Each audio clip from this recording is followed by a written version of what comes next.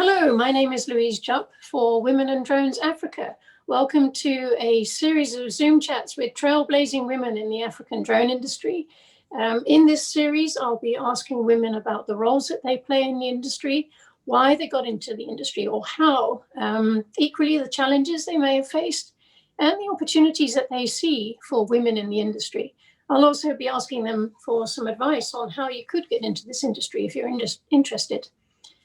Today, I'm delighted to introduce you to Itumeleng Mokoena from South Africa. Hello. Hello, everyone. Pleased to meet you and thank you for your time today. Thank you for the invitation. I'm honored. It's delightful. Thank you so much. Can I ask you to introduce yourself and sort of say, who you are and what do you do? All right. As you've briefly stated, my name is Itumeleng Mokoena. Born and bred in South Africa.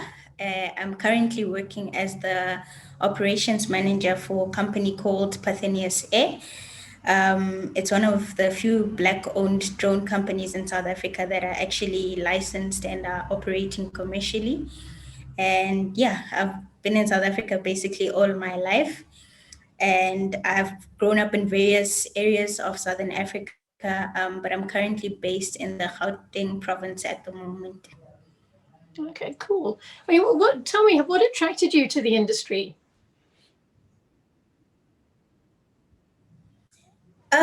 For me, I always like to say that the industry actually found me and I wasn't attracted to it.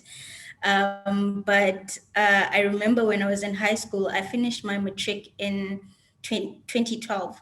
So at the time, what had happened was I initially wanted to go and obtain my manned aviation license, so my PPL, go through all the way to CPL and ATPL and basically pursue the manned aviation route. However, because of the funds, which are quite exorbitant, I wasn't able to actually pursue that dream. And then what happened was after matric, I then went on to study at the Vaal University of Technology.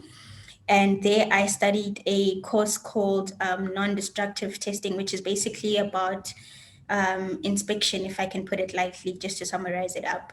But doing that, I went on to work as an intern for a company that was doing inspections for ESCOM. So we would basically do things like condenser pipe testing and all of those things. But at the core of it all, I always knew that my passion was aviation. So I wasn't intending on staying in that industry forever. And also I knew that the reason why I actually decided to go for that course was because I knew that not a lot of people were knew about what that course was. So it was basically a form of me getting into another sort of unknown space, if I can put it that way. So then when the drones came along, I remember there was a organization at the time, it's now called Girl Flight Program in Africa. At the time, it was called Southern African Women in Aviation. So I used to volunteer for them. So throughout my tertiary university years, I would then offer my services and I would attend camps and various training expos with them. And that's when I started getting a bit more exposed into the aviation industry. And once I actually finished my degree and I had worked, and I still felt like I wasn't really satisfied in what I was doing. I was then fortunate enough to get a bursary by a private company where they then actually sponsored my training to go and pursue the drone pilot license. And this was in 2017. So I started at that time, and yeah, basically I've never looked back ever since. Excellent. How did you find the drone pilot course? How did you find that? For me, it was I think it was very engaging, and I was fortunate enough because the instructors that I had at the time actually knew what they were doing. From the guys I had for theory to the guys I actually had for the practical, they actually made it enjoyable for me to be able to get through the course. So that's one of the things that I enjoyed about it. And yeah, I think I've generally always been a bright student throughout my schooling years. So even the exams for me were quite a breeze. The only thing I struggled with at the time was radio, but not the theory part, because for us, we actually had to do Morse code as well. So I struggle with the Morse code more than anything else. And yeah, it was a bit frustrating for me because I think I had to do that like 3 times. And I'm like, why can't I just get all of these dots? And, but yeah, eventually went on to go and get my license. And yeah, it was one of the most fulfilling achievements I can say to date. Excellent. That's interesting about the Morse code. Because I mean, sorry, excuse Yeah. me. Because I mean, radio speak anyway is like a new language, but also having to learn Morse code, that must, yeah, I can imagine the challenge. Yes. Gosh, okay. Yeah. So, yeah. Yeah, that's interesting. Thankfully, I didn't have to do that from my side, but yes, Yeah. I'm glad. Yeah, no, I think the guys who came afterwards generally got it very easy. We were the guinea pigs as well in the industry, so I think um, we yeah we went through the hurdles so that everyone else could sort of try and get through it easier. But I'm glad they don't do it because I was also like, I'm not really sure where this fits into the whole drone Yes, space thing, but I guess we just we just complied because we had to. yes. No, it's an interesting one. That's the first time I've heard of Morse Yeah. code being applied. But yeah, fair enough. Yeah, there's a sort of honor Yeah. being a guinea pig as well as a bit of a Yeah. difficulty, isn't there? Yeah. Yeah. True. Um, you sort of say that you feel that in some ways the drone industry found you. What sort of keeps you in the industry now? You've been in it for a couple of years. How do you feel? What keeps you going in it? What's special? I think for me, the fact that it's a fairly new industry, and I say fairly new because I feel like there's so many technological advancements that are constantly happening within the industry that you cannot absolutely keep up with everything. So I'm a person that actually likes being engaged, and I also like bringing other people along with me on the journey as well. So part of my background, I'm actually an instructor, a drone instructor. So after I actually completed my RPL training, I then went on to work as an instructor for one of the training schools here in South Africa. And that also, like, previously when I was actually doing the training, I was like, I would never instruct. You just stand out there in the sun the whole day watching people trying to get this drone thing. And yeah, for me at the time when I was still a student, I was like, this is the most boring thing ever. But then I actually went on to get my instructors, and I it was almost like I've always loved enjoying speaking and like teaching other people as well. So then when I was exposed to it in like a classroom environment, and you would teach students and some people who you would see actually struggle to get certain things, and eventually when you take them out to the field and you see how they progress in their development, and I was just like, yeah, this is actually quite fulfilling. And beyond that, I'm just like, especially in the position or the role that I play currently in my company, there are other people who come and report to me, and it's basically like, I'm responsible to ensure that the people who are coming to me are also developed so that I'm not the only one who's actually growing in the industry. So I think for me, it's also a case of um, getting knowledge in and also applying that knowledge, because I don't want that at the end of the day, once when I pass away, I'm going to go away with the knowledge. I need to know that I would have impacted certain lives around me. And I think because this industry is still fairly new, there's a lot of opportunity to actually do that. Absolutely. No, I couldn't agree more. And being an instructor, as you say, must be a very rewarding Yeah. opportunity. Yeah. Excellent. Yes. Okay. Um, is there anybody that stands out for you in particular that you feel has inspired you or inspires you now, in the industry? I think one of the women that I look up to actually is a woman by the name of Miss Bevelyn Grissom. She's actually from the United States of America, and I think she runs a drone school that side. And when I was actually getting into the industry, one of my challenges was I wasn't aware of the women who were actually in the industry. I even throughout my history as an instructor, I think I probably taught less than five girls, and the predominant number of students that I had were males.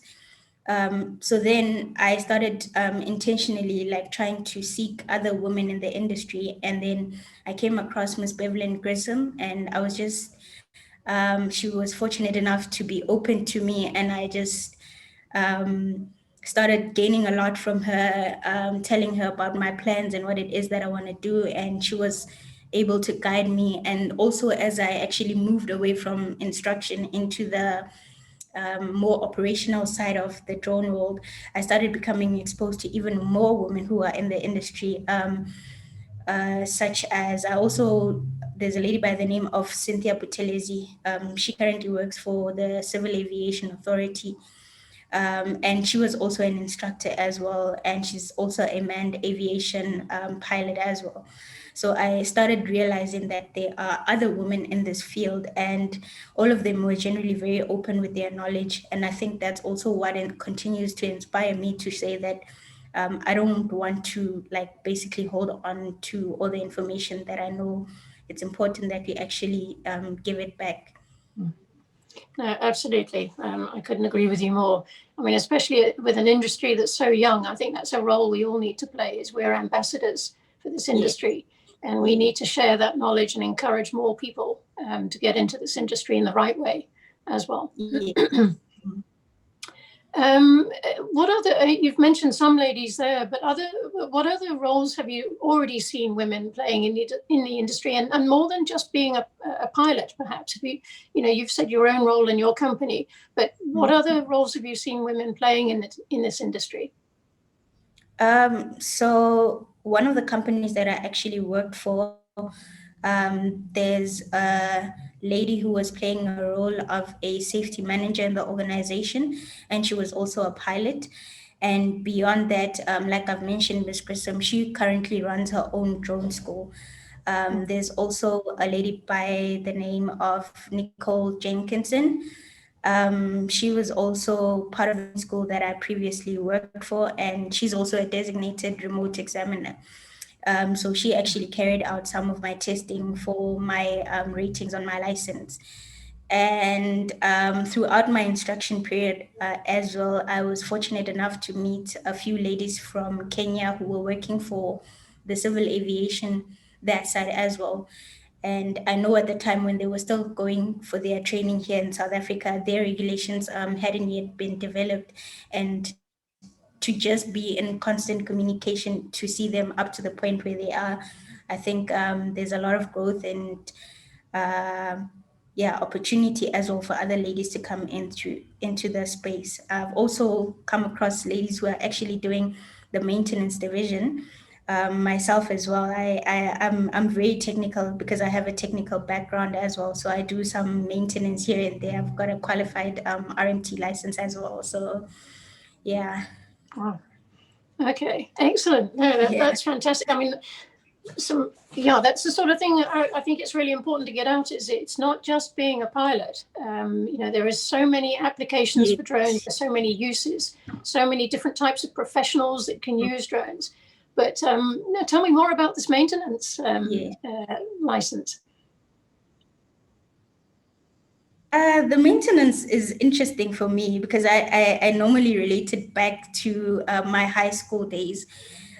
So I remember there was this one incident when I was in high school. I did mathematics, and with the scientific calculators, because unfortunately, when you are still young and still, you haven't well matured yet in the mind, certain people like to take other people's things without their permission. So then I figured, what was the best way for me to actually protect my things, especially my calculator, because it was I used it for maths, I used it for science, I used it for various subjects. So what I did was I actually opened up the calculator and I swapped all the numbers around so that only I know what numbers to use. And whenever someone borrowed my calculator, they would be like, what is going on here? And for me, I knew how it worked, so it was mine. So it started there. And then also when I got into the industry, there's a certain gentleman by the name of Vaughan Foster. He was a great guy who actually mentored me a lot in this industry. So he would teach me how to fix and actually put together the Discovery airplanes. So I learned how to do all those training aircraft and put them together. At the time, the training school I worked for, they weren't actually just using like your normal DJI stuff. They were using the Y6s as well. So those are more like manual. So I was able to actually put together if we needed to change like your electronic speed controllers or the bodies or certain things like that. So I was able to do all of those things. Brilliant. Oh, I love the story with the calculator. That's excellent. Yeah. It's one of my well, favorites. I mean, I tell that story. I remember, yeah, I remember even there was a point where the teacher actually borrowed it in the middle of the class and she got confused during a lesson. And yeah. Excellent. No, I love it. I think that's brilliant. I must remember something like that.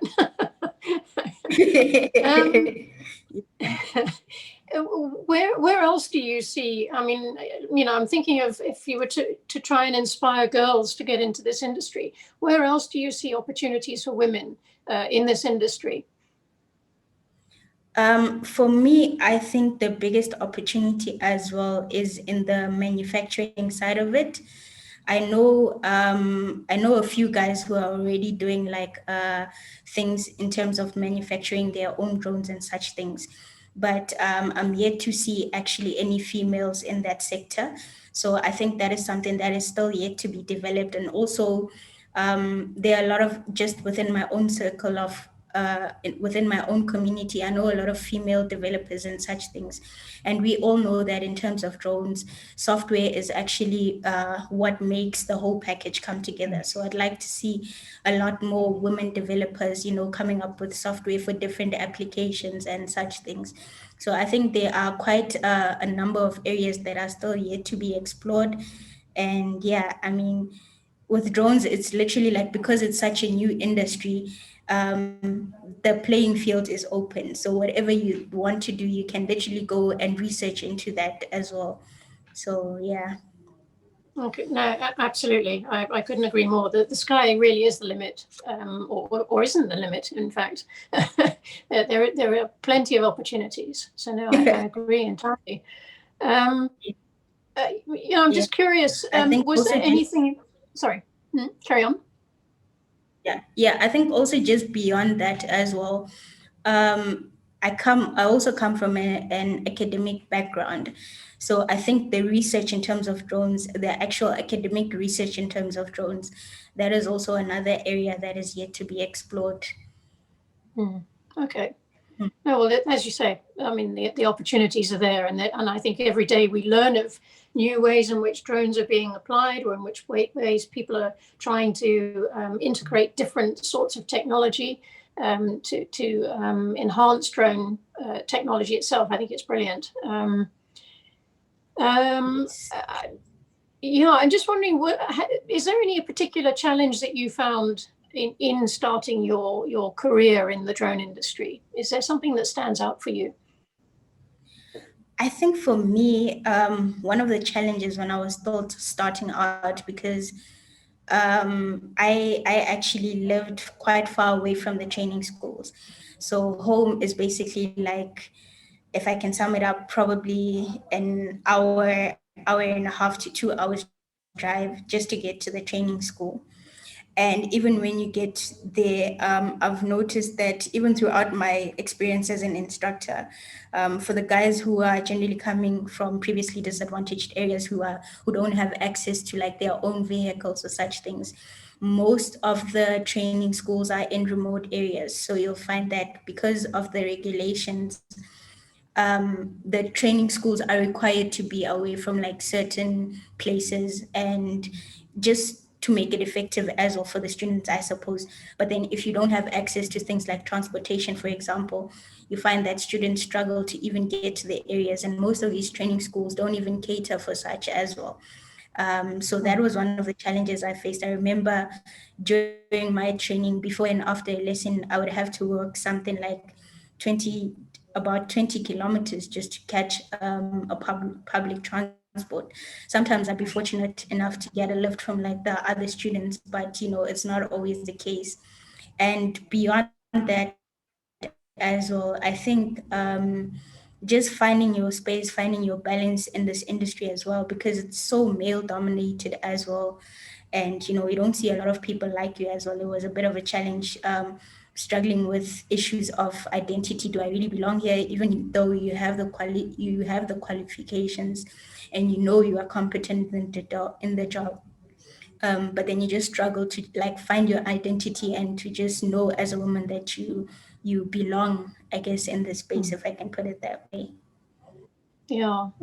No, yeah, that is yeah, there's a interesting points actually. I'm curious, do you think simulators can assist? Because I mean the training school itself, in terms of where the theory is done, generally tends to be a bit more easily accessible. Only in my Yes. experience. Do you think simulators have a role to play, or do you think that's probably not such a good idea? I think it depends also on where the training, on where the student is in their training. So in the beginning, for people who have never had exposure to drones, obviously they do help a great deal. I remember when I was still getting started, I bought like these 500 rand drones that can literally fit in the palm of your hands, just to try and get myself familiar with the controls of the drone. So in terms of simulation, I think they actually could help, because then you are able to maybe take it home if if you are fortunate enough also to have a laptop or such access, because those are some of the things that you also need to consider for guys who are maybe getting simulators. Do they have access to a laptop? I mean, one of the interns that we currently work with, she was on this program. There's been a few bursaries out to train drone pilots, and from the feedback that she was actually giving me was, it felt like almost they were just trying to get students to pass, and they weren't actually given the quality of education. So it becomes challenging as well, because for such students, they are trying to get into the industry.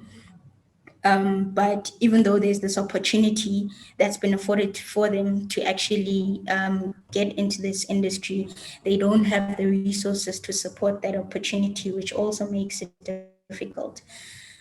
So I think beyond simulators, there are other things that can be looked at, maybe additional, I don't know, resources, maybe looking at if it's a bursary program, offering some sort of localized transportation system. I don't know. It all depends, because, and this is, I'm talking across the board. I've spoken to quite a number of people who are like, some didn't even go to the training, because when they think of actually accessing these areas, it's a mission and a half. Hmm. No, that's a very important point you're making.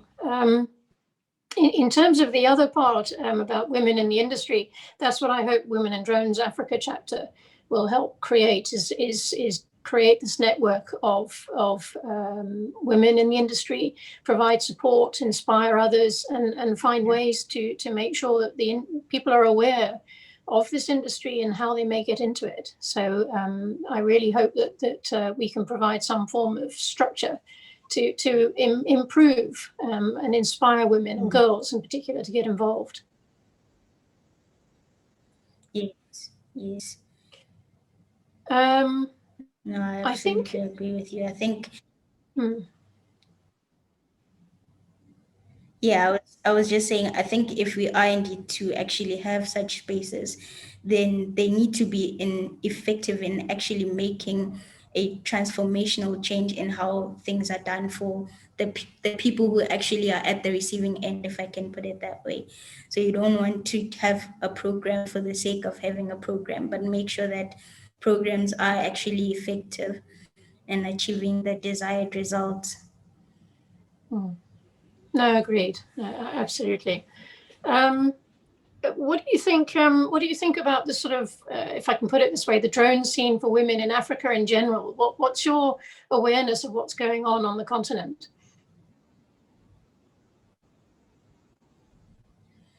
Um, yeah, I think there's a space for it to grow. I think it's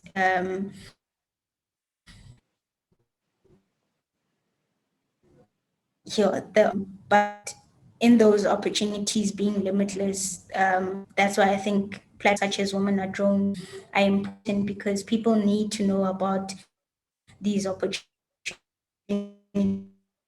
as well.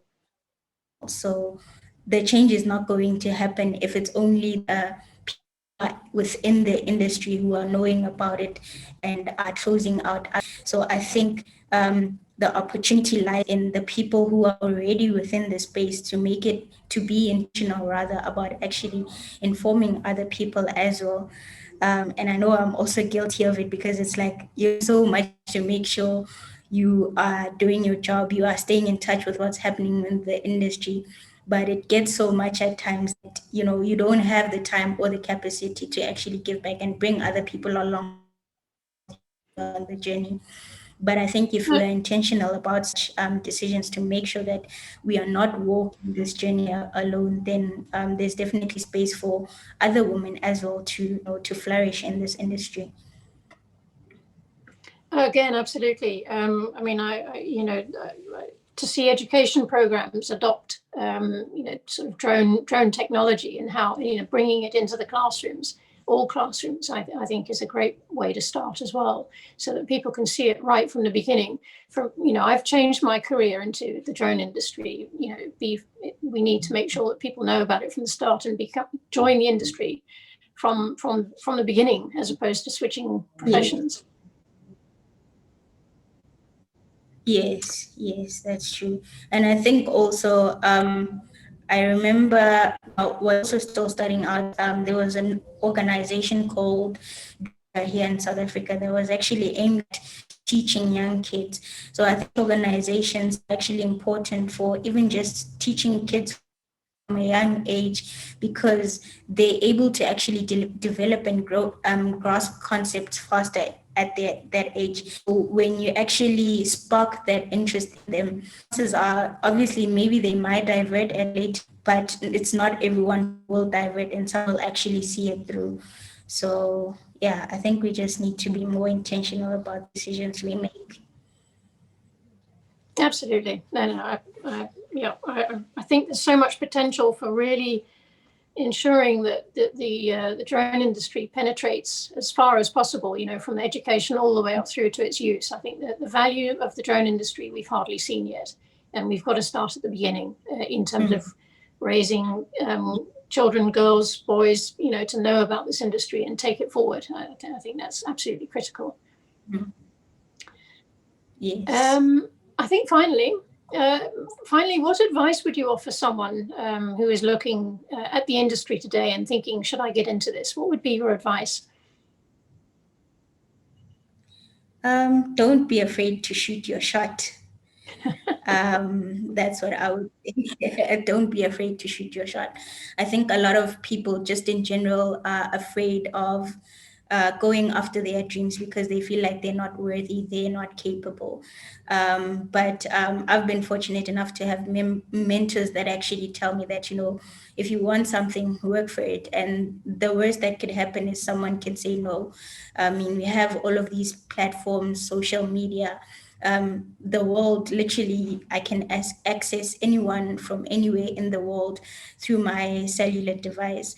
And the type of world that we are living in today, in as much as it's exclusive, I'd also like to believe it's inclusive, because like I said, most of the women that I've even met through, like even you yourself, Louise, I knew about you through LinkedIn and all of those things.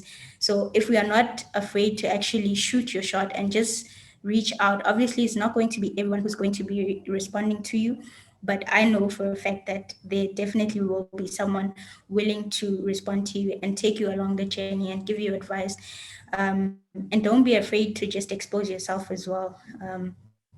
The least, or rather the worst that could happen is you can fail, but even failing, you keep on learning and you just keep on growing from there.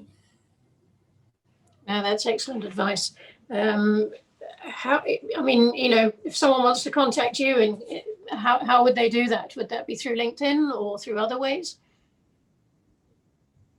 Yeah, I'm on LinkedIn, but I'm not really so active. I'm active, but I'm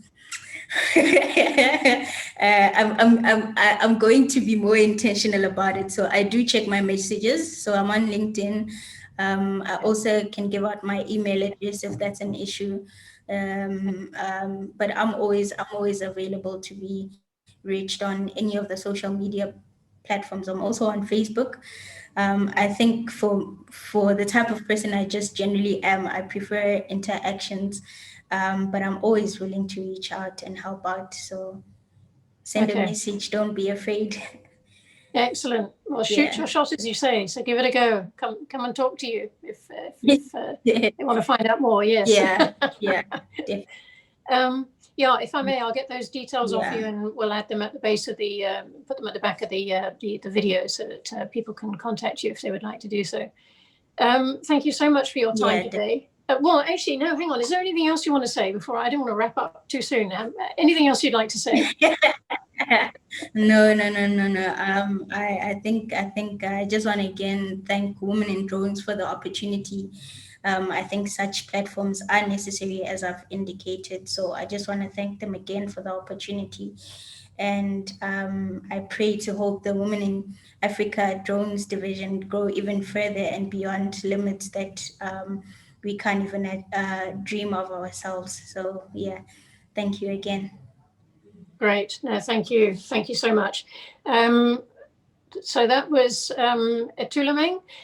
If you would like to contact Itumeleng, I will provide the details with this video. But thank you very much for watching, and look out for the next Zoom chat with trailblazing women in the African drone industry. Thanks very much.